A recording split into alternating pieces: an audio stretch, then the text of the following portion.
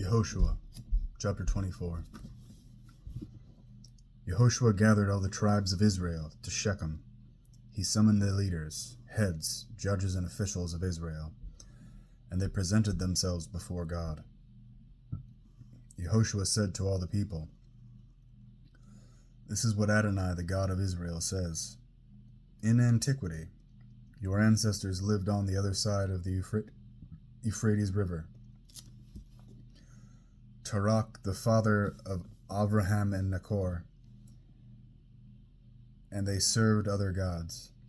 I took your ancestor Abraham from beyond the river, led him through all the land of Canaan, increased his descendants, and gave him Yitzchak.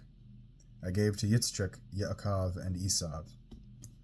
To Esau I gave Mount Seir as his possession, but Yaakov and his children went down into Egypt.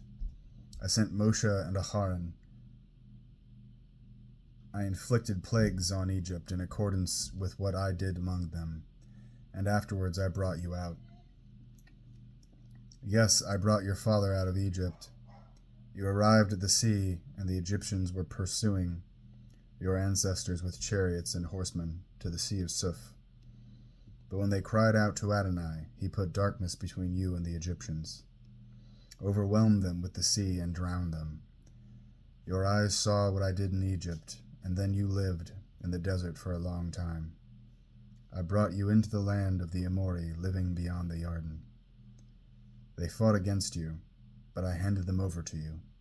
You took possession of their land, and I destroyed them ahead of you.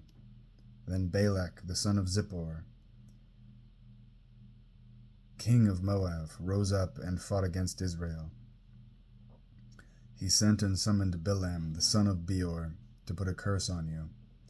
But I refused to listen to Bilam, and he actually blessed you. In this way I rescued you from him. Next you crossed the Jordan and came to Jericho. The men of Jericho fought against you, the Amori, Perizzi, Canaani, Hittite, Girgashai, Hivi, and Yevusi, and I handed them over to you. I sent the hornet ahead of you, driving them out from ahead of you, the two kings of the Amori. It wasn't by your sword or your bow. Then I gave you a land where you had not worked, and cities you had not built, and you lived there. You eat fruit from vineyards and olive groves which you did not plant. Therefore fear Adonai, and serve him truly and sincerely. Put away the gods of your ancestors served beyond the Euphrates River and in Egypt, and serve Adonai. If it seems bad to you to serve Adonai, then choose today whom you are going to serve. Will it be the gods your ancestors served beyond the river, or the gods of the Amori, in whose lands you are living? As for me and my household, we will serve Adonai." The people answered, "Far be it from us that we should abandon Adonai to serve other gods, because it is Adonai, our God, who brought us and our fathers up out of the land of Egypt, from a life of slavery, and did those great signs before our eyes, and preserved us all along the way we traveled, and among all the peoples we passed through. And it was Adonai who drove out from ahead of us all the peoples, the Amori living in the land. Therefore we too will serve Adonai, for he is our God." Yehoshua said to the people, "You can't serve Adonai, because he is a holy God, a jealous God, and he will not forgive your crimes and sins.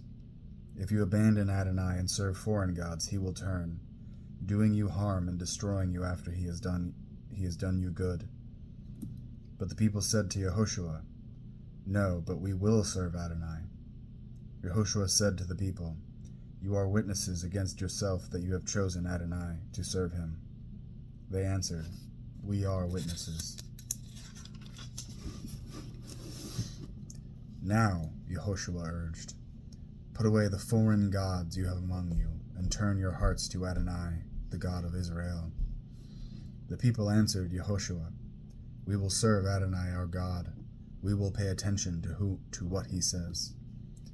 So Yehoshua made a covenant with the people that day, laying down for them laws and rulings there in Shechem. Yehoshua wrote these words in the book of the Torah of God. Then he took a big stone and set it up there under the oak next to the sanctuary of Adonai. Yehoshua said to all the people, "See, this stone will be a witness against us, because it has heard all the words of Adonai which he said to us. Therefore it will be a witness against you, in case you deny your God." Then Yehoshua sent the people away, every man to his inheritance. After this, Yehoshua the son of Nun, the servant of Adonai, died. He was 110 years old.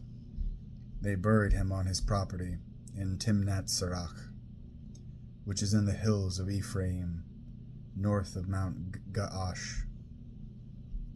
Israel served Adonai throughout Yehoshua's lifetime, and throughout the lifetime of the leaders who outlived Yehoshua, and had known all the deeds that Adonai had done on behalf of Israel.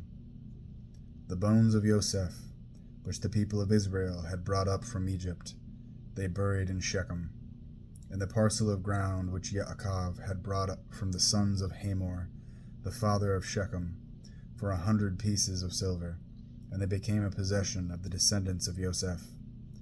Finally, Eleazar the son of Aharon died, and they buried him on the hill belonging to Pinchas his son, which had been given to him in the hills of Ephraim.